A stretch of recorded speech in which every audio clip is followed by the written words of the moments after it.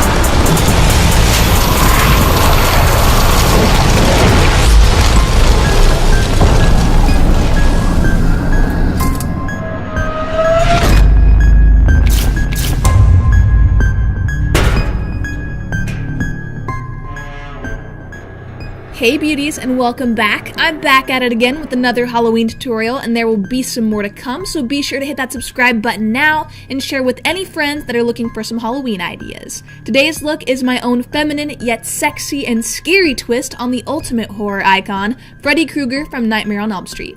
This classic slasher film from 1984 is known by many as one of the scariest movies of all time. So a short background on Freddy: if you don't know who he is, he haunts the nightmares of the teenagers that live on Elm Street. And during this movie, the main character Nancy struggles in finding the boundaries between her nightmares and reality. And here in these clips are some of the most iconic scenes from Nightmare on Elm Street that happen to be my absolute favorites. So we know Freddy is the ultimate nightmare, and to be honest, they don't make horror movie villains quite like him anymore. But today I'm going to show you my own take on what I call Glam Freddy. So if you would like to get my Glam Freddy look, then please continue on watching.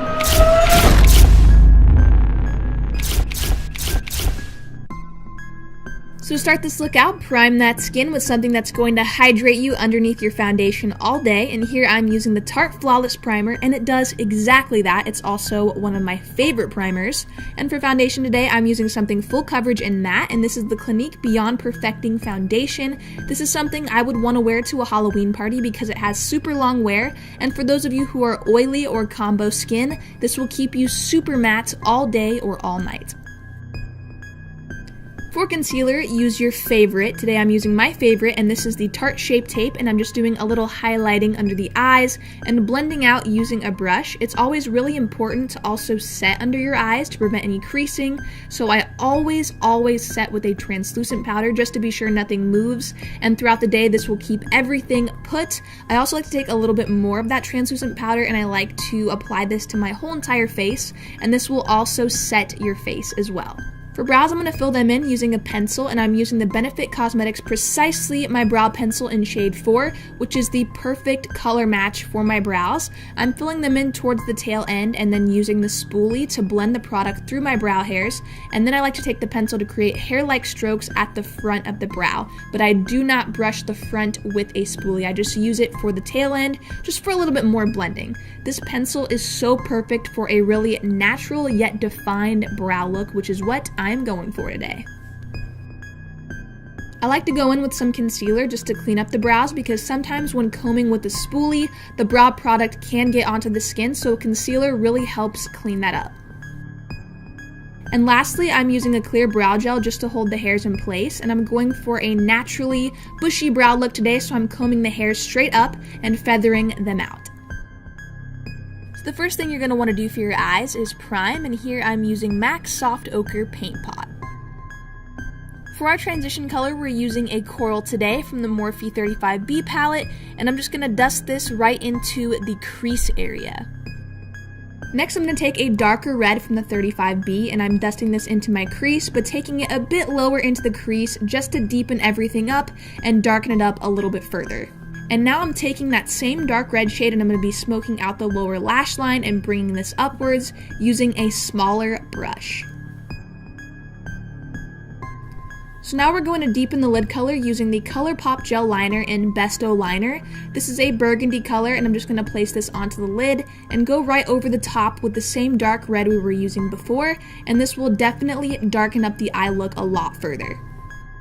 Using a fluffy brush, I'm just going to blend that color upwards into the crease area.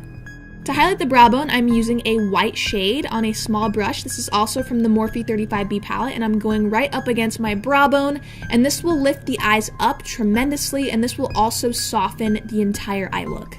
For liner, I'm using a black liner, and I'm lining my waterline and all around my eye, including the top lash line, and then I'm using a small pencil brush from Sigma, and I'm going to blend that all out until it's very smoky. This is one of my favorite ways to do liner because it gives the eyes some mystery, which I love rather than using a harsh winged liner. And now I'm just taking the RCMA No Color Powder to sharpen that eyeshadow and prevent any fallout. I'm going to leave this right here until we are almost done with the entire eye look, and then I'll dust it away, and this will just sharpen everything up. And now apply some mascara to your top and bottom lashes, and for false lashes today I'm using one of my favorites, and these are the Flutter Lashes in Intoxicating. And lastly, I'm just going to dust away that powder, and as you can see, it really sharpened everything up and made it look really flawless. And here is the final eye look.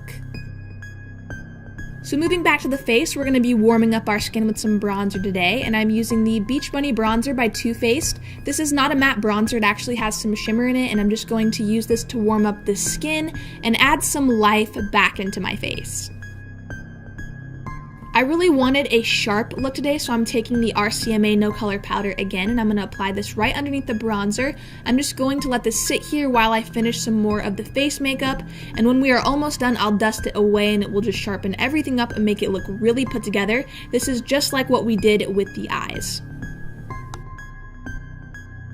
For highlight, I'm using something golden and warm, and this is the Ofra Cosmetics Rodeo Drive Highlighter. This is one of my favorites right now, and I'm just going to highlight my cheekbones as well as my nose. And when I highlight my nose, I always like to use a small brush for really precise application, and this will actually make your nose look a lot smaller rather than just dusting it across. For blush, I'm using a really nude pink shade by Ofra, and this is from their blush palette. I'm just going to dust this onto the backs of the apples of my cheeks, just for a little hint of pink. For lips, I wanted to do a green lip, but I decided to change this color, which you will see later. And here I am using the Ofra Cosmetics Liquid Lip in Hawaii Tropical with NYX Cosmetics Glitter right over the top. So moving on to the fun part, we are going to be using gelatin today, and you can purchase these gelatin cubes on Amazon or make it yourself at home. So the first thing you want to do is heat up that gelatin in a cup, and while it's cooling I went in with an orange alcohol activated paint and I stippled this onto my neck using a cut up sponge, and this will be the base color for the burn. You could also use a coral lipstick. And now I'm going to apply the cooled gelatin to my neck area, and if you're going with the Glam Freddy, only apply this to half your neck and half your face. And now as the gelatin starts to set, you can lightly start tapping it, and you will see how sticky and tacky it gets, and this is when it really starts looking like a real burn, which is what we want. So after it's set, you're going to want to apply some translucent powder to it to make sure it does not move around or peel right off, so make sure you don't skip the step and set your gelatin. So next I'm going in with some red and stippling this into the burn, and I'm blending it in with a sponge to create the look of veins. I also went in with some tweezers and my spatula, and I started picking at the burn and creating some holes. This is downright nasty, so if this freaks you out, don't worry, I was freaking myself out this entire time. It really does start looking very real and very freaky. And now I'm just going to shade in some of the holes in the gelatin, and I'm going to add some reds and some purples, and then I'm going to get started on half of my face, which is exactly done the same way that I did my neck. One sign that will really help knowing when the gelatin is starting to set is when it starts to get white. That means that it's almost set. As you can see here, the gelatin on my face is turning white. I also used a blow dryer to set this, and it sped up the drying process a lot. So now I'm taking my Skin Illustrator palette and I'm going to shade the face burn and fill the gelatin holes with some red. Using a water activated paint or an alcohol activated paint would be ideal if you're going out for Halloween, because this will not move around at all and this will stay put throughout the night, unlike a cream paint would. And now is when things really start to get nasty. You're going to want to make these holes bigger because Freddy's are very big. I just went in and pulled the gelatin and I stretched out the holes that we created. And after you've created some holes, you're going to want to fill them in using some scab blood.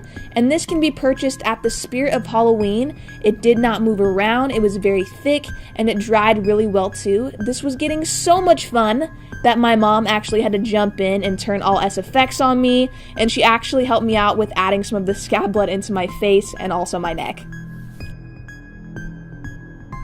So here's where I changed out my lip color to Jeffree Star's liquid lipstick in Dirty Money, and this is the perfect green for the costume because it's very muted, and it just went really well. This is also such a beautiful, unique shade. I'm so obsessed with this color, and for the contacts, I really wanted something green, so I popped in some SFX Halloween contacts, and I knew for the hair I wanted to wear something gray like Nancy's hair in the movie, so I went with my favorite gray wig, and I really love how it just completed this entire look. I made my choker out of a pair of socks from the Spirit of Halloween, and just so you guys know, my whole costume is from there as well. So this is my final look on Glam Freddy. I hope you guys enjoyed this tutorial, and don't forget to like it if you did enjoy it, and subscribe if you want to see more videos from me, and don't forget to share this video with any friends looking for some Halloween ideas. Thank you all for watching today, and I will see you all in my next tutorial.